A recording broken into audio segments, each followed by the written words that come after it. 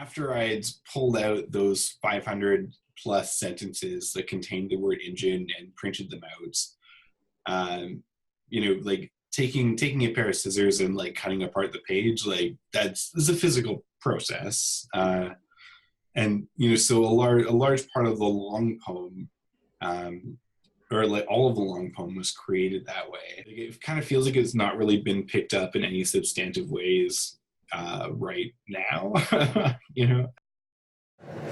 Okay, so this is a work in progress, and I'm very much looking for feedback, particularly on the way that I'm talking about Burroughs and the cut-up, because that's not my own area of expertise. So any feedback and any suggestions for reading, very welcome. Temporal Sovereignty Through Scissors, Reconceptualizations of the Burroughsian Cut-up in the Poetry of Jordan Abel.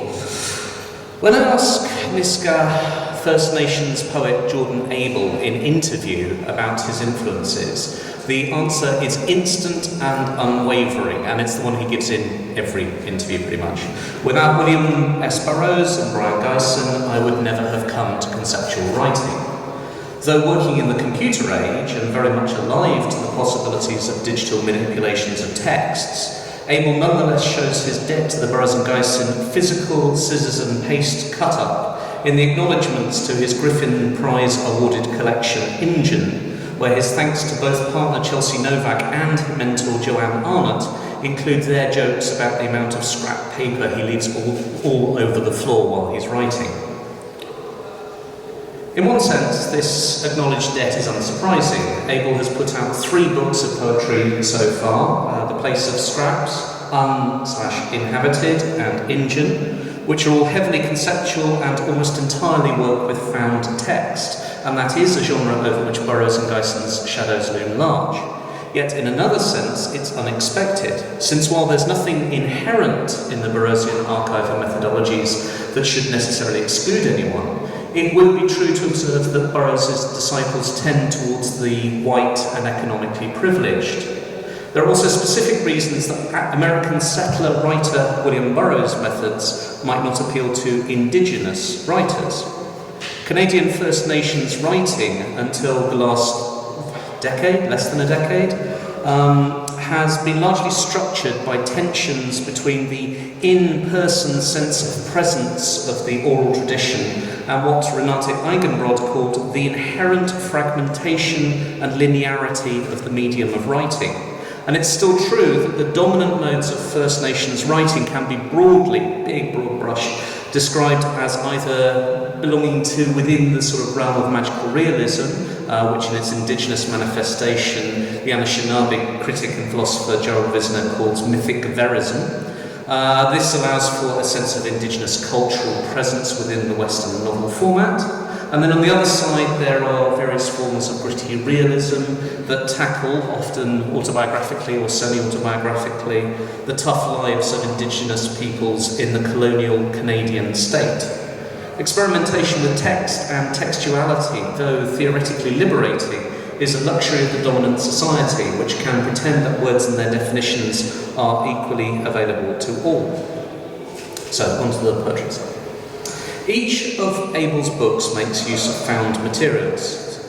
This is from his first book, The Place of Scraps. And what he does in this is he takes passages from the writings of early 20th century settler ethnographer Marius Barbel as foundational material. And so the methodology for most of the book is he first reprints the passage in its entirety and then erases most of it, leaving carefully chosen words, letters, in some cases punctuation marks in place. The result of this pairing process being a revealed poem, or erased poem, or art object. So, for example, this passage of Barbeau's that describes rivalries between 2 clans is mined to produce the following.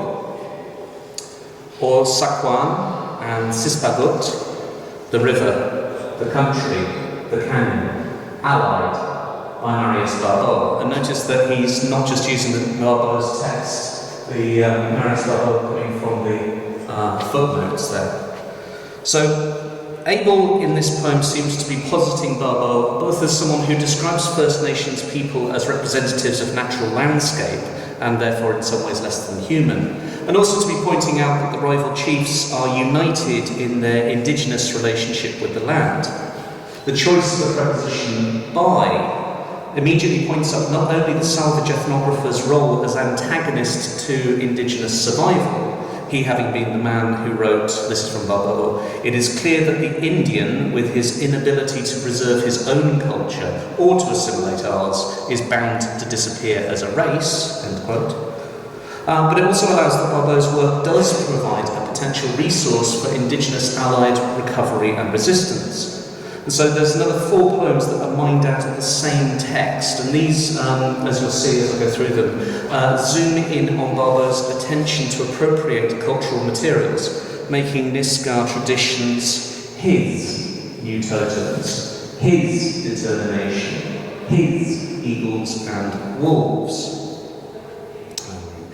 The penultimate poem in the sequence consists simply of every occurrence of the letters H, I and S in the passage, with a single there, T-H-E-I-R, swallowed by the swarm of possessive pronouns, while the final poem in the sequence reads in full, oh, that's the his one, in summary, his. Erasure of Burroughs' seemingly innocuous text reveals the appropriative impulse at its heart, and the book ends with all the released letters jumbled up together, flying freely over a series of images of Nisga'a totem poles. Jordan Abel, himself the son of a traditional carver, has carved out Burroughs' text to reveal the continuing power and validity of these spiritual artworks. Now, the following books, Inhabited and Injun, both continue the project of the Place of Scraps Erasure poetry. In Project Gutenberg's repository of digitised public domain texts, Abel finds a corpus of around 90 settler Western dime novels, mostly forgotten titles that represent the worst kinds of savage stereotypes and the least subtle valorisation of the white male Western hero imaginable. Like Burroughs, as we saw in Ben Hill's paper yesterday, he uses a range of cutting and sampling techniques, beginning by using the Microsoft Word search function to find every appearance of certain ideologically inflected words. The sentences containing these words are abstracted, placed together, and then subject to various forms of decomposition and recomposition.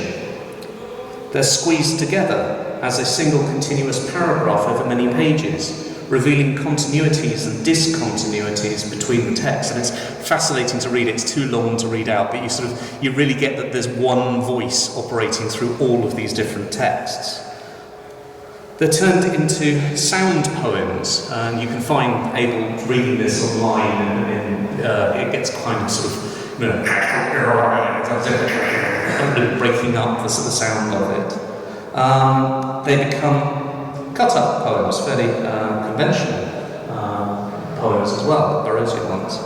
As Abel puts it in a process statement, this is from the back of the book, Injun was constructed entirely from a source text comprised of 91 public domain Western novels with a total length of just over 10,000 pages. Using Ctrl+F, I searched the source text for the word Injun, a query that returned 509 results. After separating out each of the sentences that contained the word, I ended up with 26 print pages. I then cut each page up into a section of a long poem. Sometimes I would cut a page into 3 to 5 word clusters. Sometimes I would cut up a page without looking. Sometimes I would arrange the pieces until something sounded right. Sometimes I would just write how the pieces fell together. Injun and the accompanying materials are the results of these methods.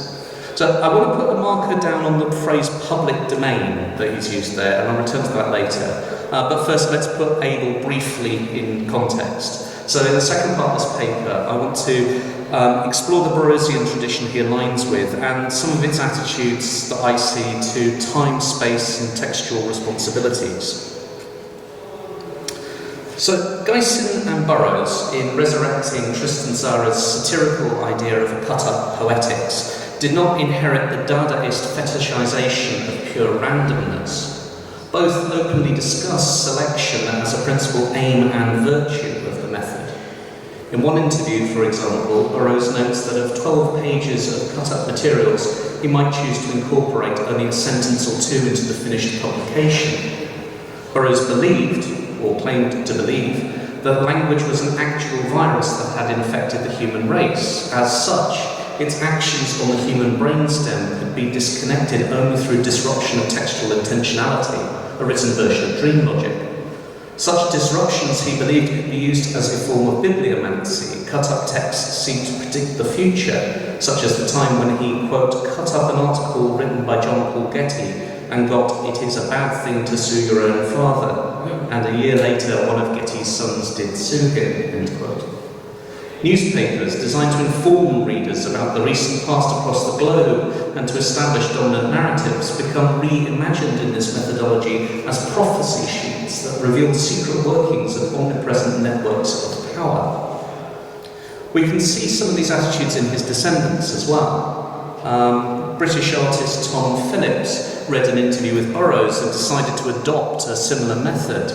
After some experimentation in newspaper cut-ups, he went into a bookshop and bought the first book he found for 3p. The title was A Human Document by the now largely forgotten Victorian writer W.H. Mallock, and Phillips immediately began painting over the pages, transforming it into a new set of poems, a new text, and a new artwork that he called a humament, which has continued so far for 50 years and across 6 unique editions, with new narratives being revealed in each case beneath the surface of the conventional novel. Phillips created a new lead character, Bill Toge, whose name could only appear wherever Mallock had used the word together, and by leaving just a few words per page, he creates this surreal narrative. A different concept of the cut-up emerges in the Burroughs-influenced writings and creative plagiarisms of settler punk novelist Kathy Acker. Rather than scissors and paste, Acker works with creatively taking work by canonical or popular authors from Cervantes to Harold Robbins and interpolating her own materials. The aim, as she explains it, is Burroughsian, quote, "You create identity. You're not given identity per se. What became interesting to me wasn't the I, it was texts, because texts create the identity," end quote. By making identity the focus of her plagiaristic explorations, Acker shifts the temporal aim of the cut-up. Instead of hijacking material from the future, as Burroughs does, or revealing potential futurity, as in Phillips, her intention is explicitly constructive. She chooses to disrupt past lines of textuality in order to create new presents and new futures for new schizophrenic, feminine, and genderqueer identities. So that's a very brief survey of a tradition that means a great deal to all of you, and you will know a lot more about than me.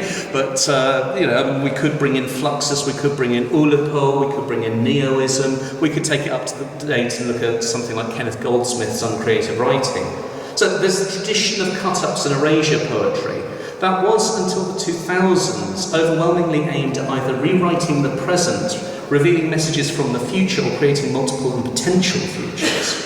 And despite the occasional practitioner such as Acker or Yoko Ono, moreover, this is an artistic and literary tradition that is overwhelmingly male and European or Euro-American.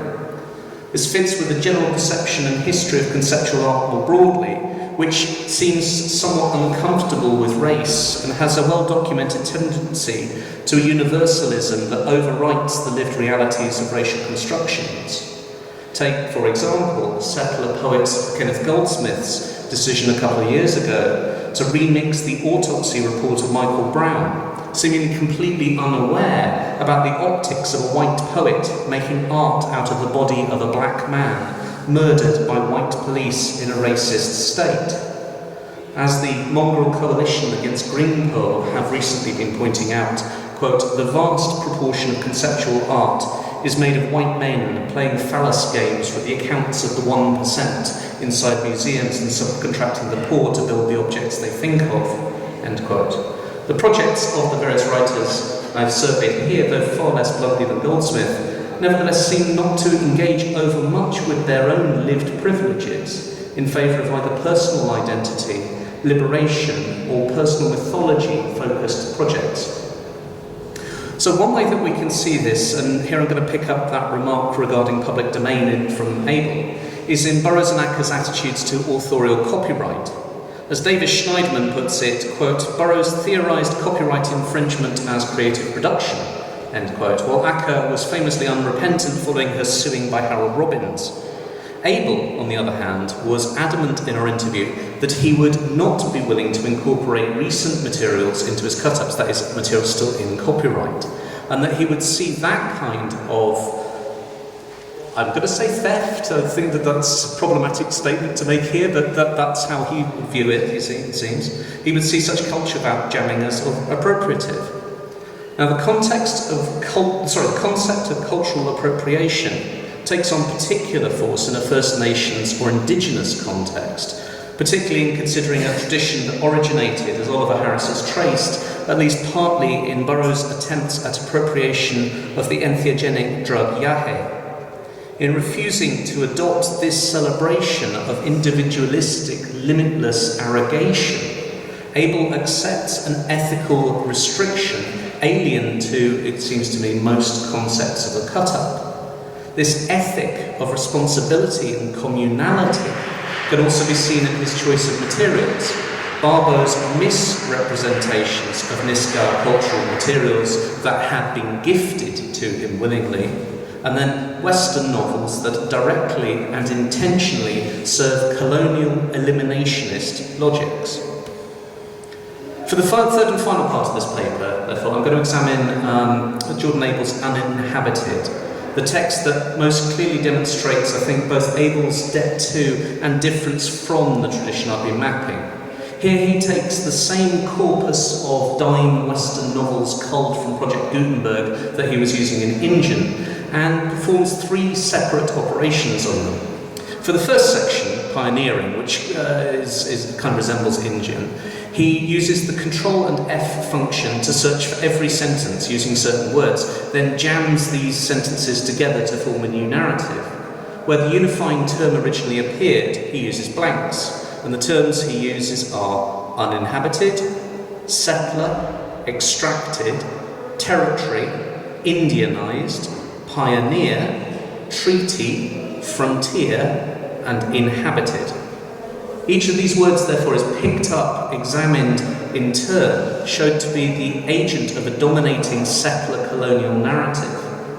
As Patrick Wolfe and others have pointed out, such narratives aim at their own extinguishing, in that the active period of territorial displacement and settlement is always projected into the past, rather than being allowed to explain events in the present day, such as, in our own time, the Standing Rock protests or the Bears Ears Monument resistance movement.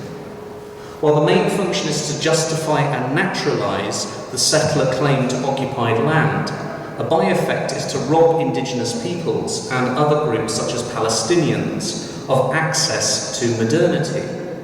Native American and First Nations peoples are therefore imaged, portrayed, placed as picturesque holdovers from an unimaginably distant past, particularly associated romantically with ancient wisdom or prehistoric lifeways. When native peoples intrude onto the settler sense of modernity, therefore, they are framed not as participants, but as resources to be exploited in exactly the same way that the land is farmed, drilled, fracked and settled. And one way you can see this, incidentally, go to any Canadian newspaper and look at an article on First Nations protests. Look at the comments underneath. It's far more vicious and virulent than anything you'll see in American papers. Because for Americans, they see American Indians as gone. Canadians don't have that at the moment because the First Nations presence is so strong. So you really see the sort of effect of this indignation of, why can't they just go away? Why hasn't this finished?